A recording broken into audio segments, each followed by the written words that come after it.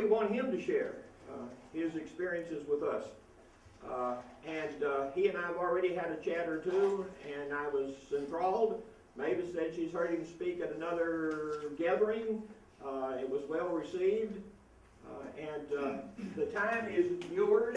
We appreciate your being here. Thank you. Thank you.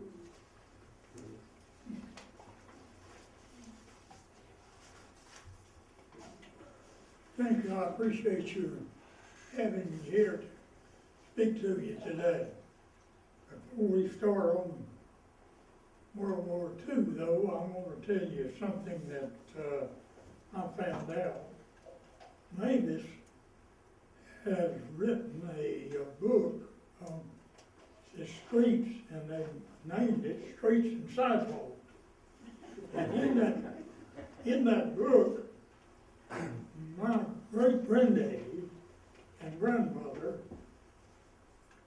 with their family, is shown in the picture there. And my granddaddy and grandmother had 13 children, 12 boys and 1 girl.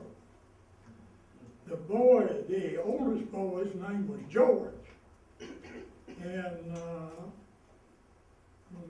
sometime after his got grown, the Civil War come along, and he became a member of the Southern Army, and some way or other was captured. And my grandfather and grandmother kept great-grandfather and great-grandmother kept children along.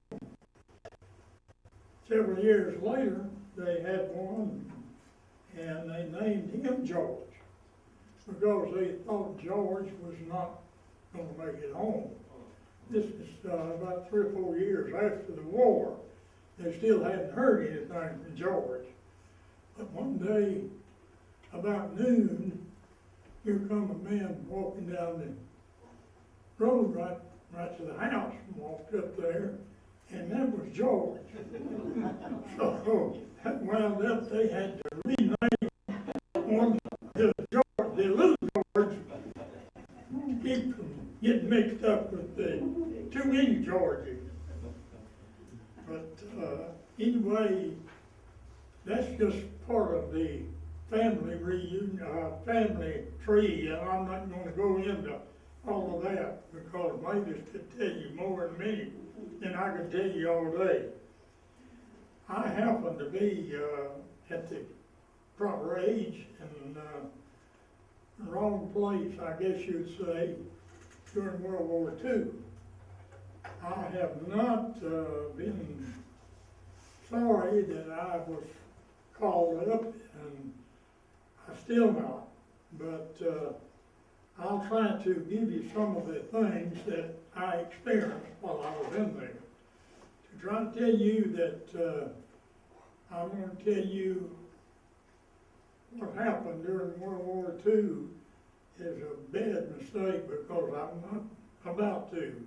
There were so many people, even people here in the state, never did go overseas, was involved in World War II. And that's one of the most involved wars that we've ever had. And hopefully we'll never have another one, but everybody in the United States was on rationing, and everybody overseas tried to make up for what there's rationing here and throw it away over there, believe it or not. That's part of the way things work. But anyway, I finished high school in 1943, in April 1943. And a week after I finished high school, I got a letter from FDR, welcome letter. He made it in such a way that you couldn't hardly refuse to go and serve for him. And he didn't know what he was doing no more than we did. Somebody else did it for him. Anyway, I happened to be the one that got the welcome letter, and right then, I had, heard enough about the war that I wanted to get over and get Hitler. And I thought, well, the thing for me to do would be to join the Air Force. Well, I went up, from uptown here, and, they told me right offhand that, they had more Air Force people than they could do anything with. They didn't need any more people in the Air Force than I had to serve otherwise. So I wound up serving, in the, Army with, the Rangers. And at that time, the Rangers was just a name of a group that they had. They didn't know anything about what a Ranger was no more than anything else. Now, they call those people Special Forces. And I happened to be one of the people that trained in that Special Force without knowing what was going on. But come D-Day, close to D-Day, the outfit that I was with could be called in every afternoon about 4:30 before we were dismissed for the night, and they would show us maps of where we was going to land when we got into France and what our objective was going to be in France. So they showed that every day at 4 o'clock. We went in there and they showed all of that. And this is what you do when you go there. Don't do nothing else. You go straight to that, and this is what you do. Well, it wound up that it's supposed to go in at Utah Beach. They named all of these different beaches and everything, and I was supposed to have gone in on Utah Beach, and that's where this thing showed where for me to go. But when we got off of the boat, down the rope ladder and into the troop carrier, troop ship there, the little landing craft, there was 34 of us only could get in this thing standing up. And we had packs and full field packs on and everything. And it weighed anywhere from 135 to 150 pounds, that's what everything that you had with you. And if you fell down, somebody'd have to help you get up, or if you sat down, you had to have help to get up. And they took 34 of us off of that main ship, put in that landing craft, and we were just lined up, standing up. 34 is all that would go in it. It was so small, and it wasn't much larger than this room. And when we got pretty close, well, close enough that you could see them land, they let the tailgate down, or the gate down on that thing, and said, "You're gonna have to get off here. We can't get any closer. We may get stuck, and we got a whole boatload of people to get out and bring." Well, make long story short, the water was 21 feet deep before we was getting on. And I was way back in the back light, and I could see all around. Nobody was coming up. So after about 4 or 5 different groups had jumped off, I hollered and told them, I said, "You're drowning all these people, nobody's coming up." And they told me right away to keep my mouth shut and come on, I was gonna jump with them. Well, I was in the center kind of the group, and I started unbuckling. And I had all my stuff unbuckled. Whenever they went up there and told me to jump, I threw all mine off, and I jumped without anything on. And of course, when I hit the water, it was cold, and if you can imagine, when you jump like that and get in cold water, how that you're gonna automatically, that's automatic. And I sucked all the water nearly in the ocean. Oh, anyway, the water was swift and it threw me sideways like, and I happened to hit one of those crosses like they had. You've seen them in the thing. My arm hit something and I climbed that thing like climbing a tree or whatnot, and got my head out, and I had experienced some kind of a vibration while I was under the water. And I turned around to look to see where the ship was that I got off of, and all I could see was just pieces of things in the air, people's bodies, legs, hands, arms, no telling what all else. I mean, it's just full of, apparently the thing that I jumped off of got a direct hit. Either that or they hit a mine, and it exploded with them, and that's where the rest of them went. To my knowledge, to this day, I am the only one of the 34 men that got on that ship that got out alive. I don't know, I didn't have that much to do with it. I don't know how I managed it. The good Lord brought me where I am today. If it hadn't been for him, I wouldn't be here. Because I had no more idea than a rat where I was or nothing. When I got to the edge of the water, there was a boy laying there that his face was down in the water, and the water was just barely head sticking out. I got him by the collar and his face down. I got him by the collar and drew him out of the water. I turned him over and unbuckled all his equipment. Turned him back over and picked up his equipment, put it on. I had the same thing as I had whenever I left the ship, or supposedly left the ship. And it occurred to me that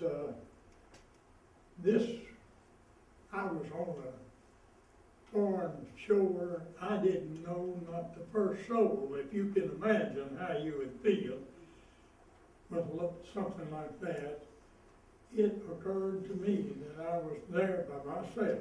I had no idea where anything was. Nothing looked like what we're supposed to. But I didn't know what to do, where to go, or nothing. All I knew was that I could see the bullets hitting the water. And they were within 3 feet of where I was standing there. And I just kept standing there till a tank came out of the water, and it came between me and the machine gun up there that was knocking up that water. And when it got far enough along, well, I just run up to the side of it and went out with it. And then I don't know what else I did. I'll be frank with you. I was scared, and anybody that was there was scared. And a lot of things that you done, I'm sure, was something that you didn't even realize what you was doing when you were doing it. But I knew I had done wrong, and I was expecting that they would catch me as soon as this thing settled down a little, put me before a firing squad and shoot me. At least I wouldn't be drowned down in the water, because I was scared to death of the water anyway. Anyhow, I want to show you one thing that we didn't realize what it was or why it was important. Today, everybody, I heard one holler there a minute ago, somebody got a cell phone. Now nearly everybody that you see has got a cell phone there with them. We had communications whenever I was in there, but it sure wasn't a cell phone. That was our communication. Oh. That's what we had. The 82nd Airborne Division jumped beyond the first line, and then we came in facing them, and they came back facing us. And if you heard heard that click, you better click back, somebody had a gun on you, fixed to shoot you. And I'm sure there was a lot of people got shot just that way, because what is that, just a toy, they throw it away. But that saved my life several times. I had heard that click and I'd automatically click back, even days later. We was in the hedgerows up there and you could see a shadow coming along on one side of it, maybe just through the thing, but that's all you could see. You couldn't tell whether it's American or German or who. But if you heard that click, you better click back because they're fixing to hit somebody.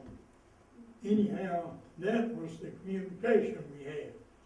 And I know of 3 or 4 different instances, personally know of 3 or 4 different instances, that the Air Force came over to bomb the Germans, and they bombed the Americans instead of the Germans. I know of 4 different cases where that happened. And if we had communication that day like we do today, all of that would not have happened. But that's part of life as we get older and go along. But anyway, I didn't find anybody that I knew, or didn't have anybody that I could go to and ask what to do, when to do it, or nothing. I just did what I saw that needed to be done, and I did it to the best I could. And the good Lord saw fit to let me get through it, and how, I don't know. Everybody, whether they know it or not, can stay awake long enough that your body's gonna go to sleep.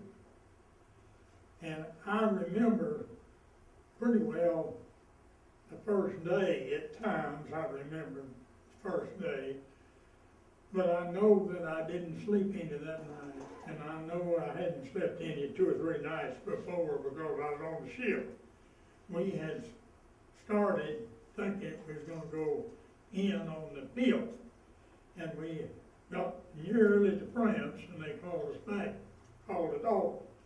Then we went on the 6th, and that day, I don't know, sometime that night, I went to sleep. And when I wake up walking down the road with a man on one side of it and one on the other side holding me up. And I was walking whenever I waked up. And we got into St. Mary Glees, and the first thing you could see was a tower where the church steeple was. And an airborne person had, his parachute had hit that steeple, and he was hanging there.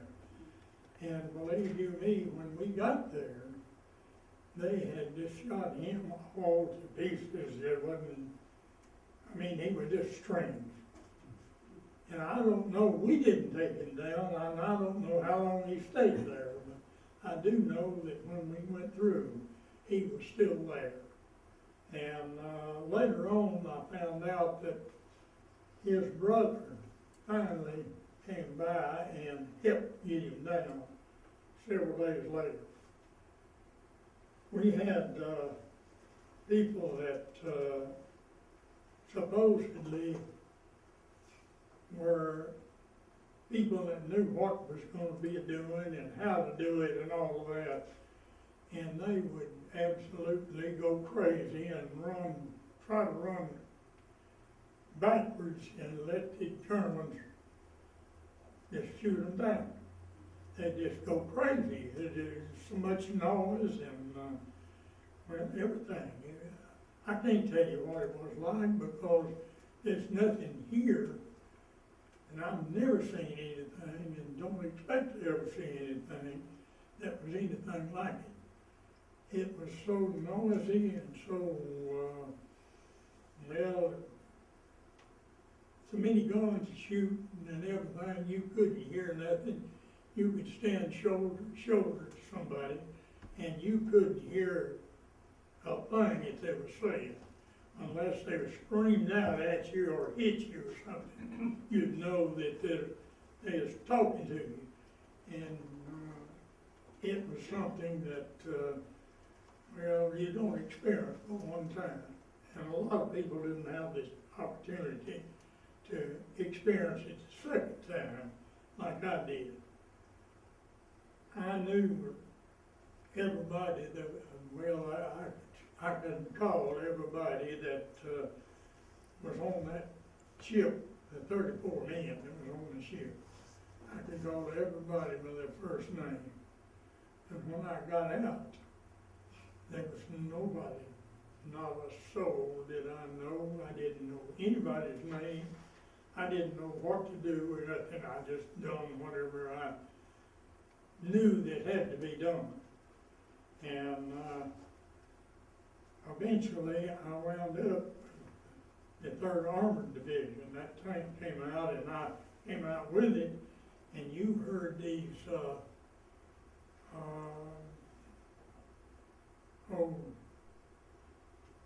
front end loaders and everything has a screech when they turn them and so forth. But all in the world that is lack of oil, or they wouldn't be screeching. And I made the mistake of telling a major that, and he said, "Why in the world do they make them when they screech like that?" And I just made the statement, "They don't. That's because they need oil." And I wound up with being an oil monkey for the tanks. But of course, that wasn't as easy as it sounds, either. And you couldn't, well, you just couldn't be still anywhere. If you were still anywhere, somebody had trying to get a beat on it. And if you kept moving, you could walk around that tank and squirt that oil on where it needed to be till you got it pretty well oiled. And they were having to replace their tanks about every 2 days in that sand and get to where they wouldn't operate. But by oiling them, you can make them last for a week. And then later on, of course, we got away from all that sand. Some of it last for a month or till they got run over or mined or they got hit by a shell or something. But I don't know why I happened to be one that got home. I came home.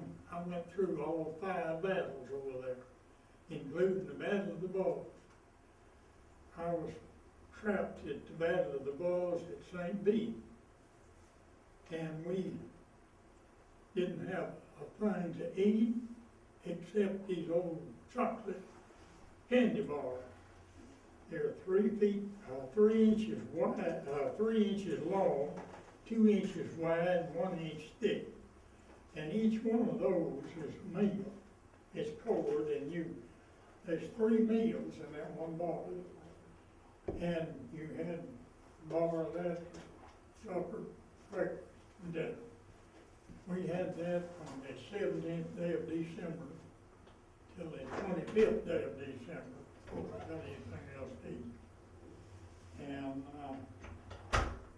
I'll say one thing for them. They messed me up with liking chocolate.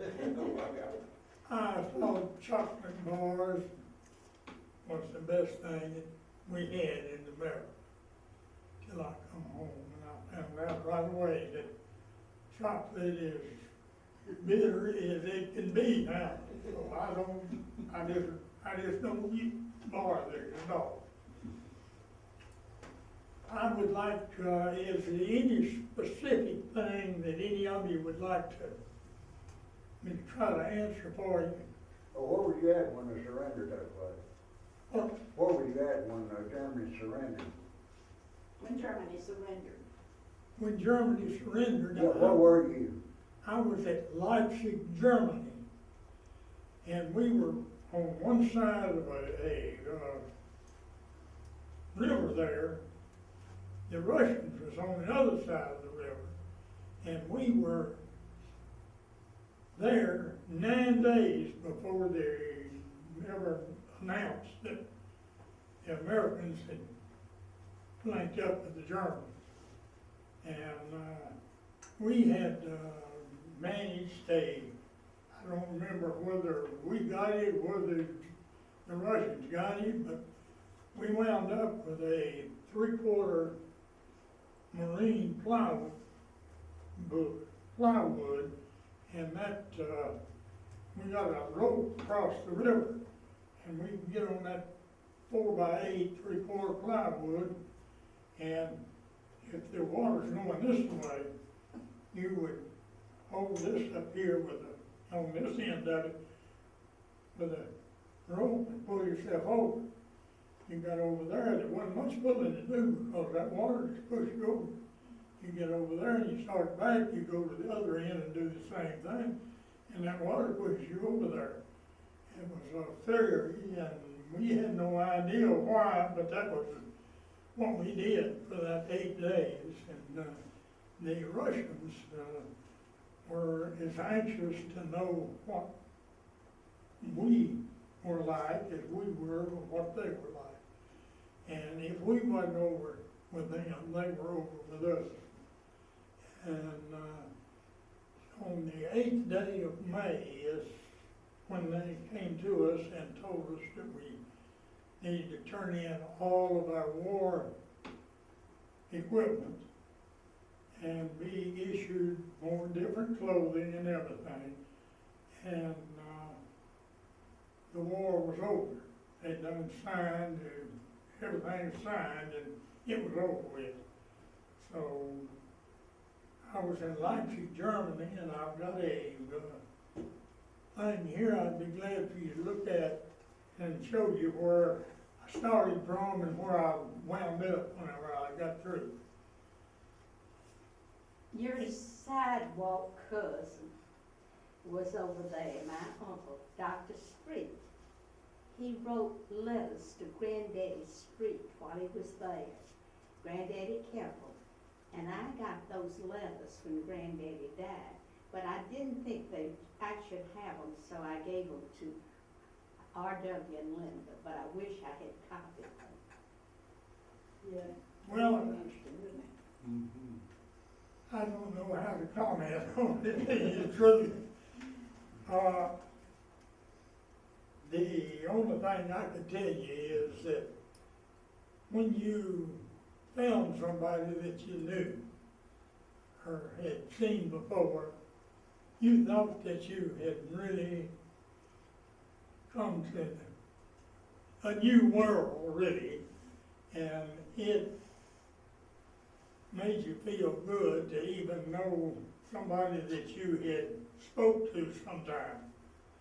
And my Street family lived over at Salem in Benton County, and that town was completely destroyed by the Yankees, and everything was destroyed.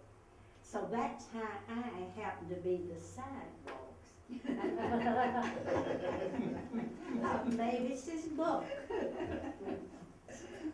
well, let me put it this way.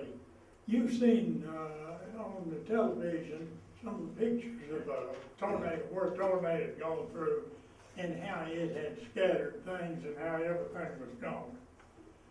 Well, some of the towns over there, not all of them, but some of the towns, communities, small places, where there's nothing left. There wasn't no way that they could even rebuild because of so much stuff there. They'd have to haul and move all that stuff out of the way. And actually, if the Germans tried to hold up in the place, the whole town was destroyed because the tanks, the field artillery, the well, everything went against that particular place, and they destroyed it completely. And you didn't find, well, you didn't look for people because you could see people, but you didn't look for them. And even when I was first got in that water was coming out, I had to move people's bodies and move legs and arms and things to wade to the side of that tank. And there was, on D-Day alone, we lost 9,600 people. And when I didn't see every one of them now, don't get me wrong. Just a human being can't see that much. But that's what they claim we lost, and from what I could tell, yes, we lost that many because it was unbelievable. When we came back, nobody said anything about it for years and years because, well, it is unbelievable. You couldn't tell nobody because you'd never seen anything like it before. And that's why I say what I do today, that I can't tell you what it was like, I can only tell you what I've seen. And a human being, you and I could stand out here and see a wreck, and we couldn't see it the same. And How old were you at that time? well, when I went in, I was 20 years old. And shortly after D-Day, I became 21. In August, that was in June the 6th, and in August, I was 21 years old. And I don't know how I did it. I don't know how I came out alive, and I don't know why I did. Because people run to the side of him falling, and you go along and don't even get a scratch. I don't know how it come. Had to be no other way to explain, because he was the one who was taking care of me, and that's the only reason I'm here. And I'll be frank with you, I've never seen anything that, well, no way to even compare anything that I've ever seen before or seen. I will let you listen to Price's wartime experiences, that Tommy fixed the first things, and then he made copies for him. Price was a prisoner of war for 15 months. His P-38 was shot down over Germany, and you would be surprised what he saw and what he went through. So I know a little about what you are experiencing. Well, I know people that we really were in prison camps there that we went through and got them out of the prison camp. And one boy told me that he went through a turnip patch one time, and somebody kicked up a clod of dirt, and he saw looked like a turnip down there, and he run down and grabbed and dug that up, and people whipped him and took it away from him because they were so hungry. One boy was on the death march with Hitler's Youth, and a friend was on that march. He took a carrot out of a horse's mouth, and the Hitler Youth shot him. Well, I wouldn't be surprised at anything. I mean, what you see and go through, you just have to. Well, And so this brings it back, and it is a terrible, terrible time in history for, And in my generation, we saw so many of the young boys go off to war and didn't get back, from Tippah County even. And it's the worst thing that we have experienced, I think, in my lifetime, is the wars. If I might deviate from what I've started to say and just make a statement, I'll be glad to tell you how I feel about it.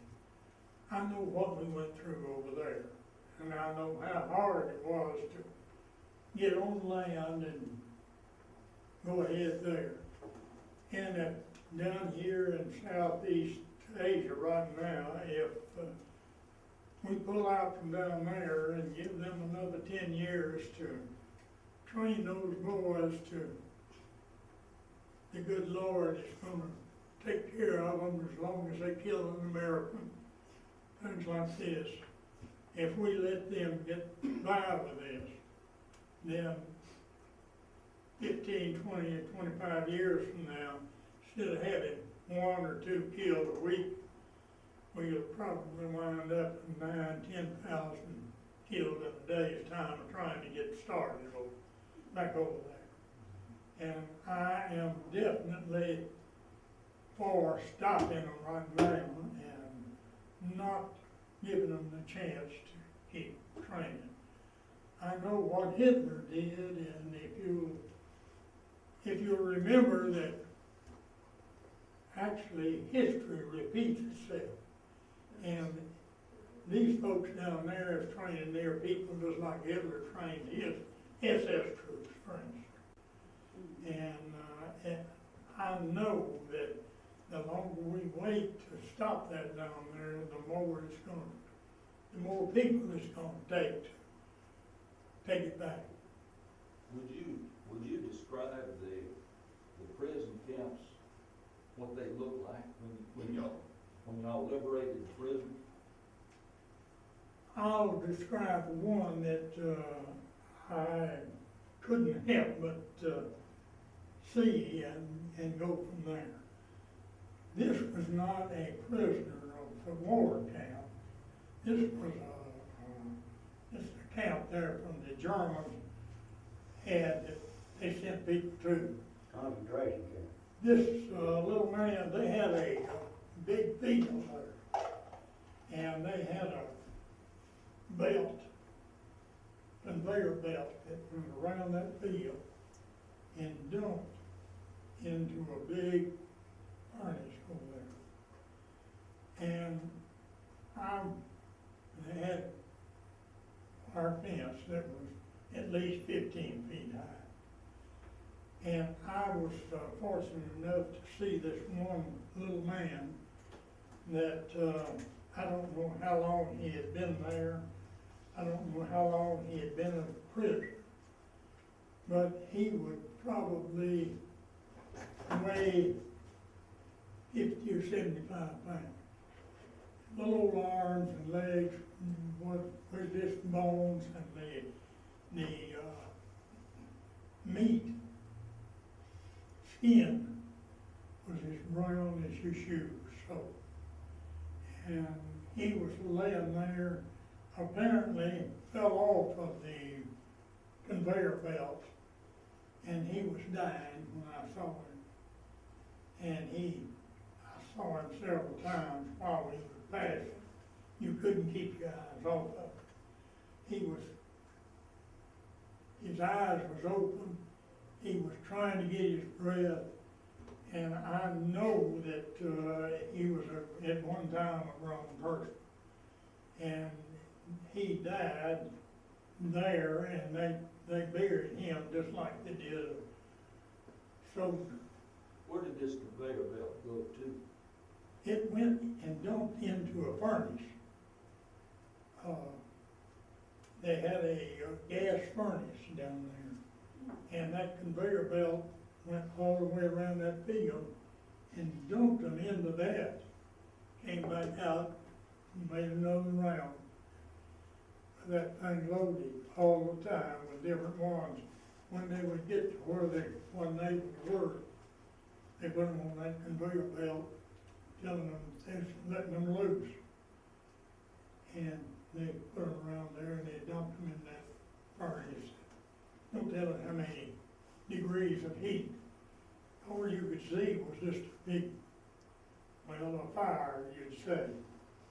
And we made sure that there wasn't nothing left to that place, and the tank that I was with, the group that I was with, backed up and fired into that furnace and literally ruined it where it'd never be able to do nothing anymore. And a lot of buildings was done that way.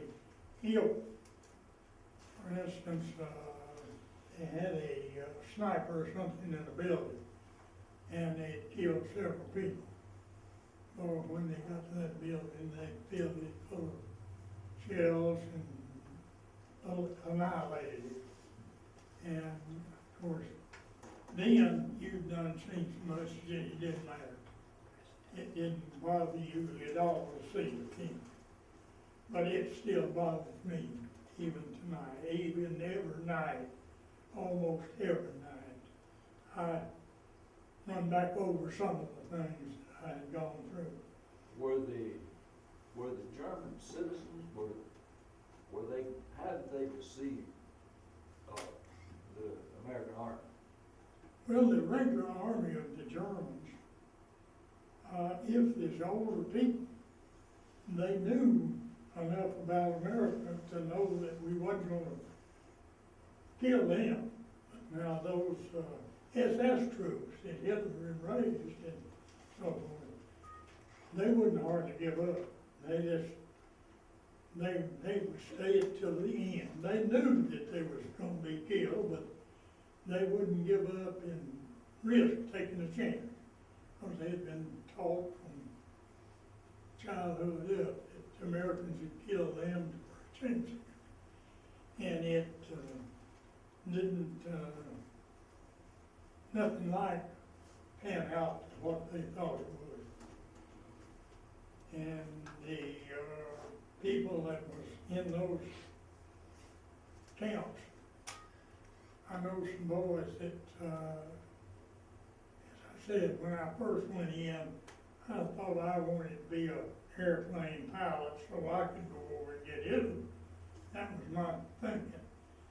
And later I found out that a lot of the boys that went over were shot down and taken prisoner, and some of them, almost like this boy that I was talking, man that I was talking about, they were just starved to death, and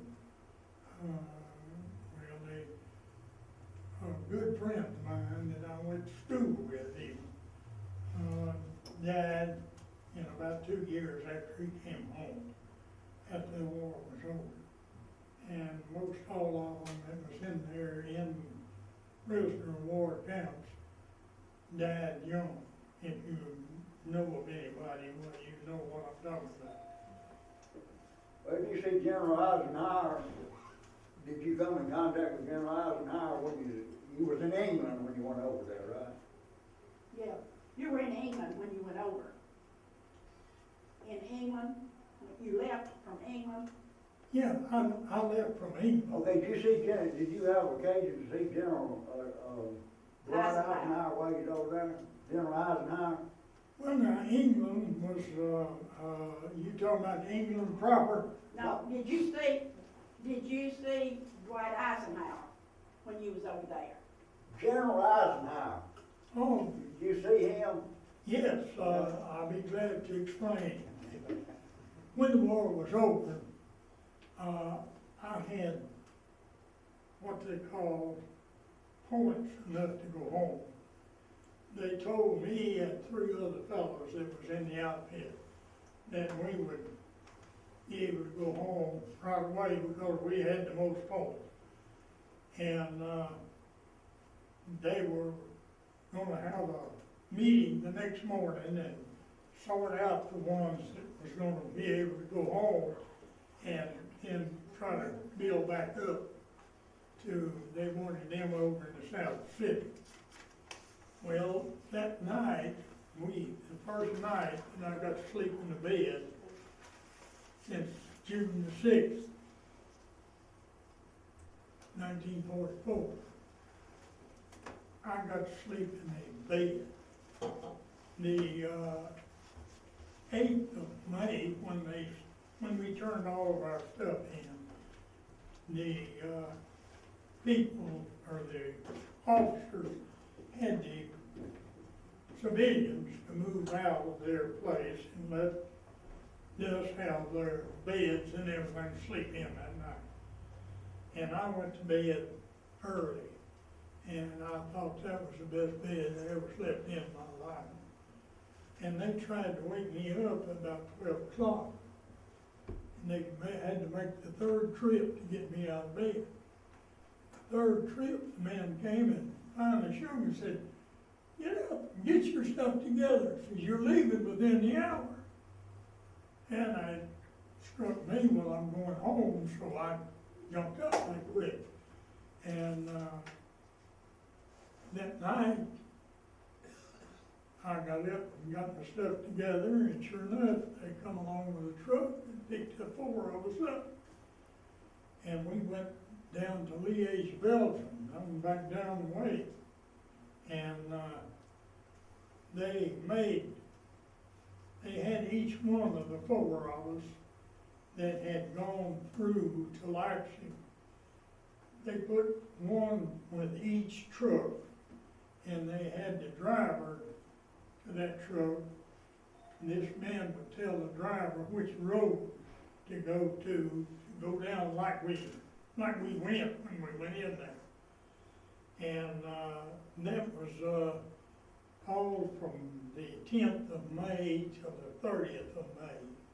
And then the 30th of May is Memorial Day. And on the 30th day, we had to, instead of going out, we had to put on our best clothes and everything and get in uniform and have a parade and everything. General Eisenhower was going to be there. Well, he was there. And if you know when,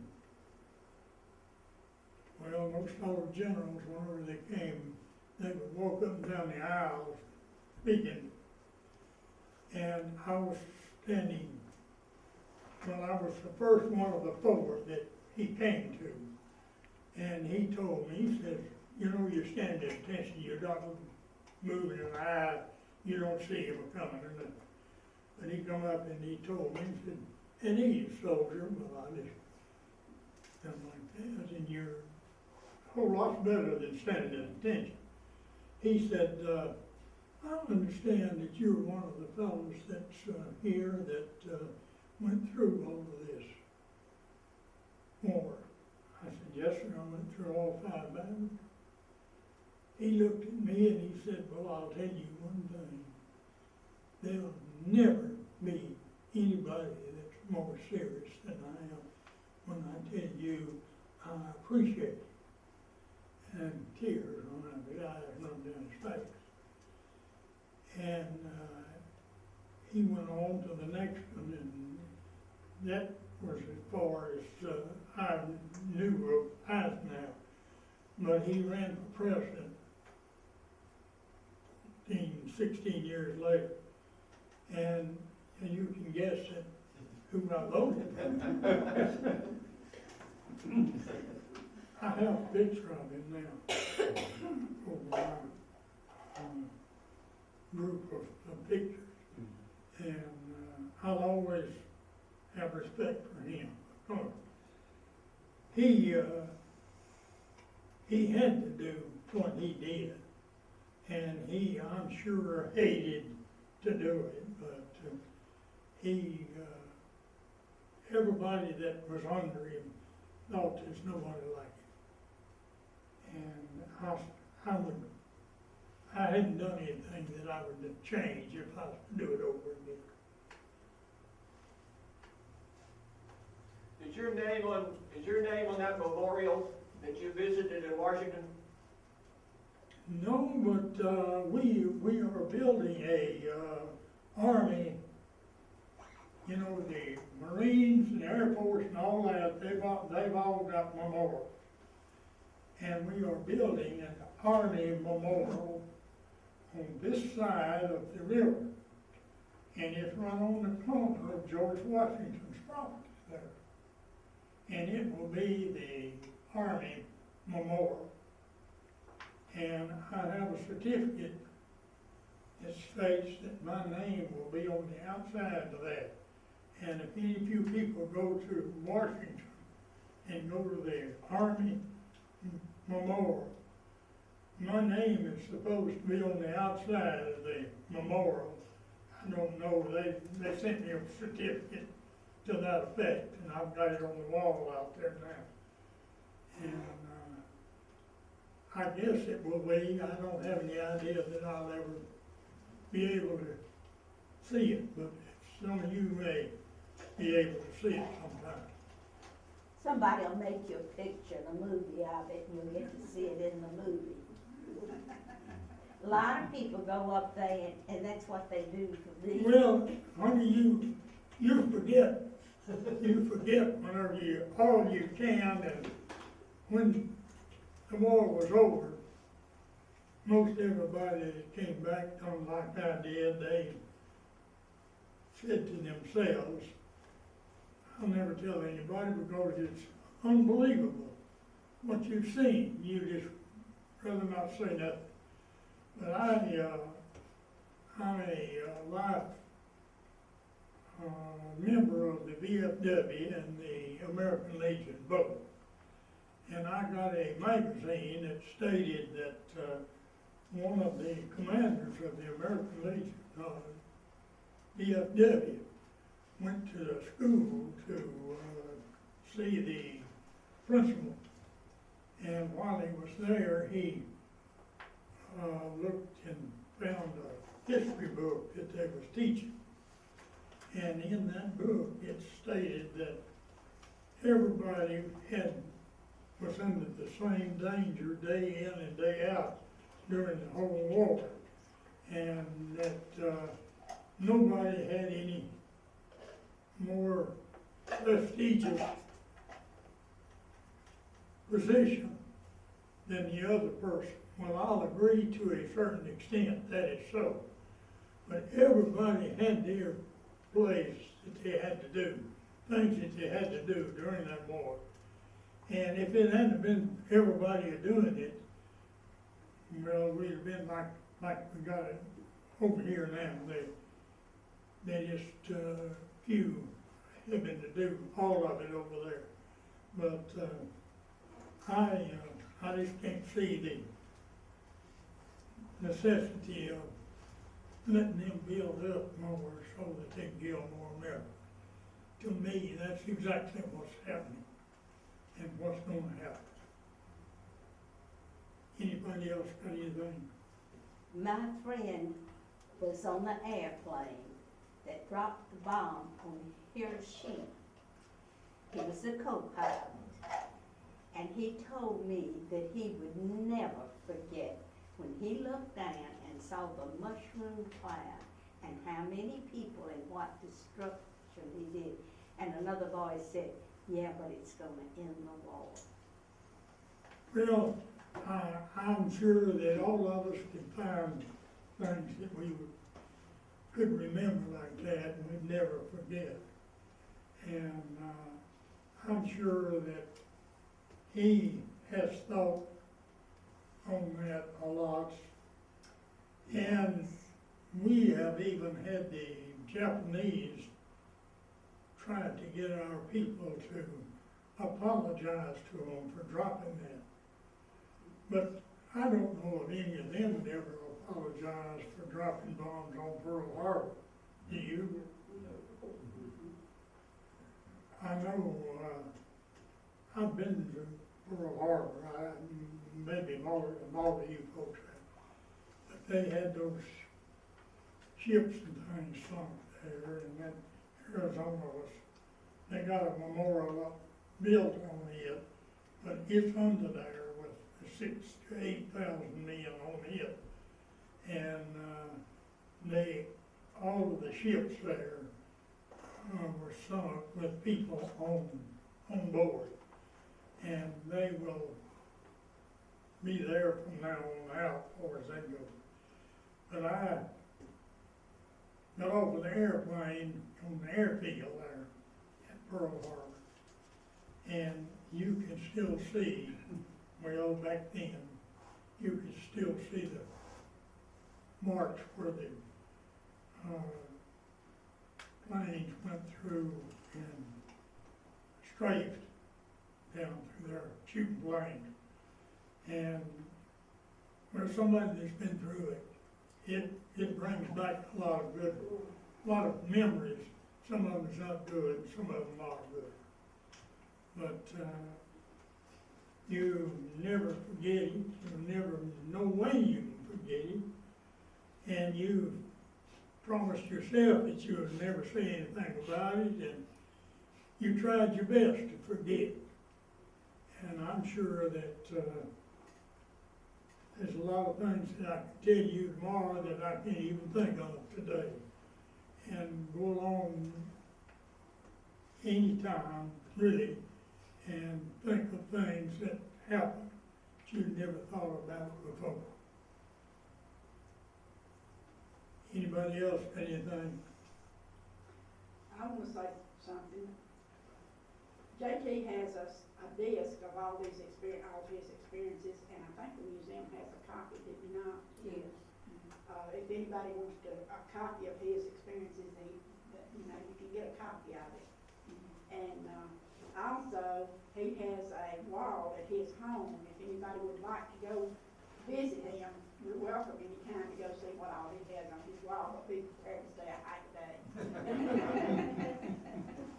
He'll explain every picture, every postcard, every cap, everything he's got out there. But it's a whole wall he has in his den of his mementos from his experiences. So it's interesting to see if anybody wants to go out and take a look. Well, I'll personally invite any and every one of you out to see my wall if you'll come anytime that you can come. To make sure that I'm there, give me a call. I'm in the telephone directory. And I'll assure you, you won't be sorry that you came whenever you see it.